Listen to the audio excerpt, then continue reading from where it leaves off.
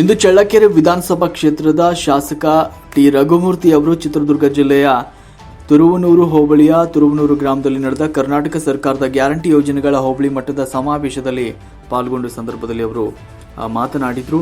ಸಂದರ್ಭದಲ್ಲಿ ತಾಲೂಕು ದಂಡಾಧಿಕಾರಿಗಳಾದ ನಾಗವೇಣಿ, ತಾಲೂಕು ಮಹಿಳಾ ಮತ್ತು ಮಕ್ಕಳ ಕಲ್ಯಾಣಾಧಿಕಾರಿಗಳಾದ ಸುಧಾ, ಗ್ರಾಮ ಪಂಚಾಯತ್ ಅಧ್ಯಕ್ಷರಾದ ದೀಪಾ ಮಹೇಶ್, ಉಪಾಧ್ಯಕ್ಷರಾದ ತಿಪ್ಪೇಸ್ವಾಮಿ, ಸದಸ್ಯರುಗಳು, ಮುಖಂಡರುಗಳು ಸಂತೋಷ್, ಕಾಕಿ ಹನುಮಂತರೆಡ್ಡಿ, ವಿವೇಕಪ್ಪ, ನಾಗರಾಜ್, ಪವನ್ ಕುಮಾರ್, ಡಿಆರ್ ಮಂಜುನಾಥ್, ಮುಖಂಡರು, ಕಾರ್ಯಕರ್ತರು ಹಾಗೂ ಸಾರ್ವಜನಿಕರು ಮತ್ತು ತಾಲೂಕು ಮಟ್ಟದ ಅಧಿಕಾರಿಗಳು ಉಪಸ್ಥಿತರಿದ್ದರು.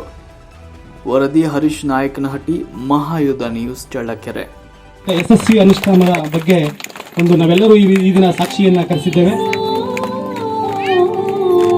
ಆ ಮೂಲಕ ಎಲ್ಲ ಗ್ಯಾರಂಟಿಗಳು ಸಹ ಎಲ್ಲರಿಗೂ, ಎಲ್ಲ ಕನ್ನಡಿಗರಿಗೂ ತಲುಪಿರುವಂತ ಈ ಮೂಲಕ ನಾವು ಸಾಕ್ಷೀಕರಿಸ್ತಾ ಇದ್ದೇವೆ. ಅವರಿಗೆ ಉದ್ಘಾಟಿಸಿದಂತ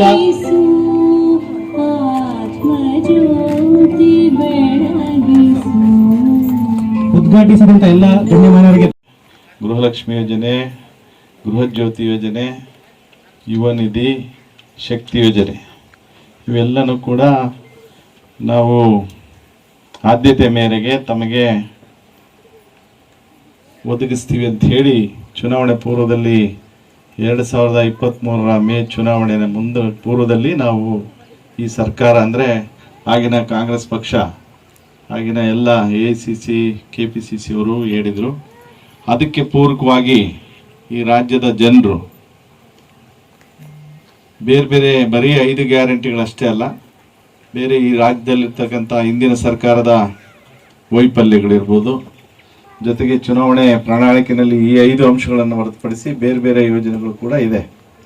ಅದನ್ನು ಅನುಸರಿಸಿ ಈ ಸರ್ಕಾರ ಬಂದ ನಂತರ ಕೆಲವರಿಗೆ ಮತದಾರರಿಗೆ ಕೆಲವರಿಗೆ ಗೊತ್ತಿತ್ತು, ಕೆಲವ್ರಿಗೆ ಗೊತ್ತಿಲ್ಲ. ಒಟ್ಟಾರೆಯಾಗಿ ಈ ಯೋಜನೆಗಳೇನು ಗ್ಯಾರಂಟಿ ಯೋಜನೆಗಳನ್ನು ನಾವೇನು ಜನರಿಗೆ ಆಶ್ವಾಸನೆಯನ್ನು ಕೊಟ್ಟಿದ್ವಿ ಅದರ ಪ್ರಕಾರ ನಮ್ಮ ಸರ್ಕಾರ ಬಂದು 8 ತಿಂಗಳು ಗತಿಸಿದೆ.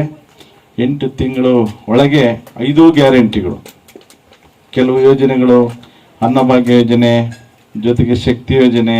ನಿಮಗೆಲ್ಲ ಗೊತ್ತಿದೆ, ಶಕ್ತಿ ಯೋಜನೆ ಅಂದರೆ ಇಡೀ ರಾಜ್ಯದಲ್ಲಿರ್ತಕ್ಕಂಥ ಎಲ್ಲ ಮಹಿಳೆಯರು, ಅವರು ಬಡವರಿರ್ಬೋದು, ಶ್ರೀಮಂತರಿರ್ಬೋದು, ಜೊತೆಗೆ ಸರ್ಕಾರಿ ಸೇವೆಯಲ್ಲಿರ್ಬೋದು, ವಿದ್ಯಾಭ್ಯಾಸ ಮಾಡೋಂಥವ್ರು ಇರ್ಬೋದು, ಪ್ರತಿಯೊಬ್ಬರೂ ಕೂಡ ಸರ್ಕಾರಿ ಬಸ್ಸುಗಳಲ್ಲಿ ಉಚಿತವಾಗಿ ಪ್ರಯಾಣ ಮಾಡೋಂಥದ್ದು ಇದು ಶಕ್ತಿ ಯೋಜನೆ.